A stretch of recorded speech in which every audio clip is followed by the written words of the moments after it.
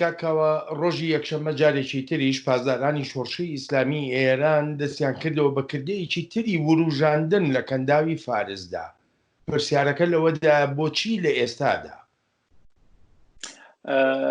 ئەم بۆ وەڵامی ئەم پرسیارە دەی بگەڕێنەوە هەندێک ڕابردوو بەهۆی هەندێکم دژایەتی و ڕەفوقینێکی 41 ساڵەکە لە لایەن کۆماری ئیسلامی و بەنسبەت وڵاتە یەکگرتوەکانی ئەمریکا هەیە و هەمیشە لە جیهانبینی و لە ئایدۆلۆژیای سیاسی خۆیدا کە لە واقعدا ئایدۆلۆژیایەکی زۆرتر مێلە و چەپە و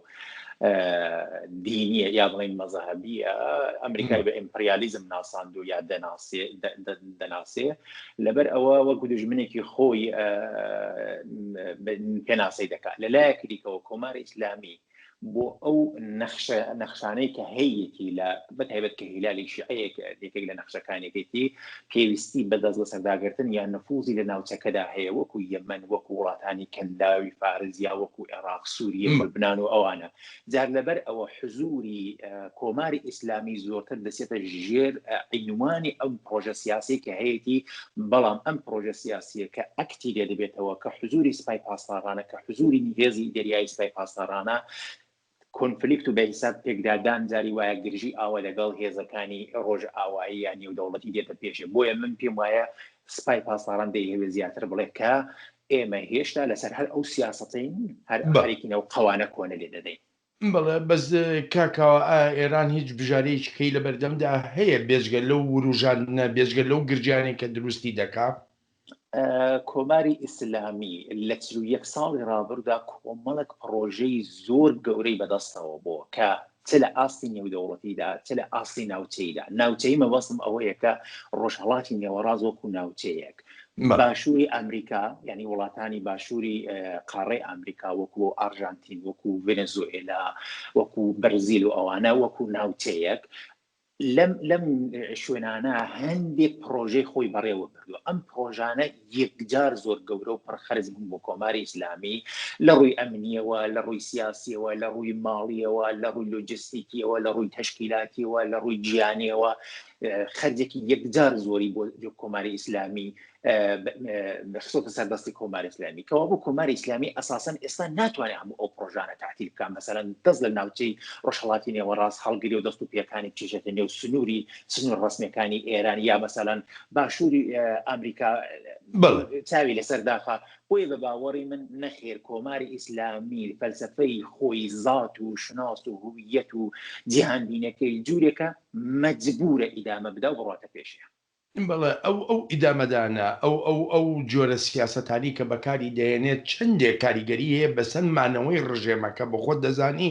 زۆرێک لە شیکەرەوە لە ئێستادا ئاماژە بەوە دەکەن کە ئێران تەواوی هەوڵەکانی لە پێناوی مانەوەی ئەم ڕژێمەی ئێستاەتی. بەڵێ سەرانی کۆماری ئیسلامی ڕێبەرانی کۆماری ئیسلامی پێیان وایە کە ئاوا دەتوانن بمێننەوە بەڵام بە لە بەرچاوگرتنی ئەم ئاڵوگۆڕەی کە لە ئاستی جیهانیدا هاتوۆتە بێشێ بە لە بەرچاوگرتنی ئەوەی کە هەم یەکێتی ئوروپا وەکو هاوپەیمانێکی استراتیژیشی وڵاتە یەکگرتوەکانی ئەمریکایە و هیچ وەختێک نایە کۆماری ئیسلامی خەتداوە وڵاتە یەکگرتوەکانی ئەمریکا خەتدا و کۆماری ئیسلامی هەڵبژێرە یعنی بازارێکی مەسەلەن میلیاردی بۆ بازارێکی هەزاری مەسەلەن ئاڵوێرکا لێرەدا. بۆیە من پێم وایە بەو وەزعیەتی کە ئێستا بە کۆڕۆنا و دوای کۆڕۆناش هاتووتە پێشێ جیهانی لێباری سیاسی و ئابووری و ئەمنی و تووشی گۆڕانکاریەکی گەورە کردو. من پێم وانێ ئەم حرەکەتانی کۆماری ئیسلامی لە نەهایەتدا یارمەتی بەمانەوەی کۆماری ئیسلامی بدا بە پێچەوانە زۆر فاکتۆری دەرەکی و ناوچەیی نێودەوڵەتی دەستی خصوص نێودەستی یەکتر لەسەروی هەموو ئەوانە وڵاتە یەکگرتوەکانی ئەمریکا و ئیدارەی ترامپ کە دەبێت کۆماری ئیسلامی بە باوەڕی من بڕوە. دوا پرسیارم زۆر بە کورتی پێمی بڵێ هیچ بەرابەریەک لە نێوان لەشکری ئێران و تەنانەت بە پاسدارانیشەوە لەگەڵ لەشکر و توانایی لەشکری ئەمریکادا نییە. پاسداران لەسەر چ بنچینەیە گەمە دەکات؟ سیاسەتی کۆماری ئیسلامی ئەم بەرابەری و بەراوردکردنە نییە. سیاسەتی کۆماری ئیسلامی ئاژاوەجێڕیە. کۆماری ئیسلامی وەختێک دێت کەسێک لە نێو جەرگە و لە نێو دڵی ئەمریکای باشووردا کەسانێک یان لە نێو دڵی ئەوروپا یەکێتی ئەوروپادا ترۆر دەکات خۆ بەحسی لێرەدا تەنیا ئاژاوەجێڕی و تەنیا ئەو مەبەستە کاتیانەیە کە بۆ خۆی دەیە پێ بگادەنا هەموو دنیاش دەزانێت هەموو ڕقم و ئامارەکان دەڵێن کە هێزی نظامی وڵاتە یەکگرتووەکانی ئەمریکا لەگەڵ کۆماری ئیسلامی لەگەڵ یەکتر هەڵناسەنگێنرێن بەڵام ئەو دەیهەوێ وەکو ئاهرومی فشارە خەڵک لەم سیاسەتە ڕووکەش و کاتیانەی وەربگرێ بۆی کە هەندێک باجی وەربگرێ بۆەوەی کە هەندێک ئیمتیاز وەربگرێ کە بە باوەڕی من ئەوەش باوی نەماوە. کاکاوە زۆر سپاست دەکەم. سپاس بۆ ئێوەش.